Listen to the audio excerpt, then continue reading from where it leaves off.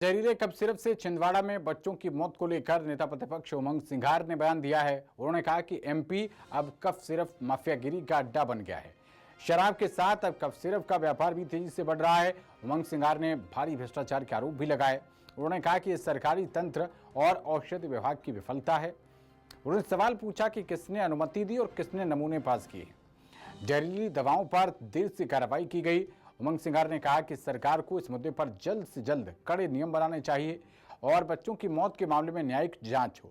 मृतक के परिवार के एक सदस्य को नौकरी मिले, ये मांग भी की उमंग सिंघार ने। और इस मामले पर सियासत नहीं होनी चाहिए, ये भी कहा है मध्य प्रदेश विधानसभा के नेता प्रतिपक्ष उमंग सिंघार ने। मध्य प्रदेश कफ सिरप का एक माफिया का एक क्षेत्र बन गया है। ड्रग का कई हजारों करोड़ की हमारे यहाँ कफ सिरप बिक रही है। सागर के अंदर अगस्त में 72,000 बोतलें पकड़ाई गई, पुलिस ने इसको सीज करी।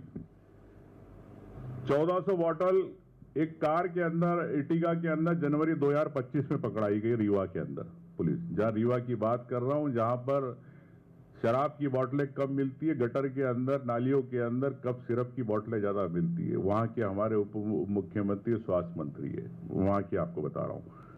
हर व्यक्ति उम्र के हिसाब से डॉक्टर एडवाइस करता है, प्रिस्क्राइब करता है, लेकिन क्या उन नवजात बच्चे, जो छोटे परिवार, उनके साथ इस प्रकार जो कर्ज में रहते हैं, इलाज कराते हैं, हम लोग इलाज करा लेते हैं लेकिन उनका इलाज नहीं हो पाता। मैं समझता हूं कि सरकार को इस संवेदनशील मुद्दे पे एक कड़े नियम बनाना चाहिए।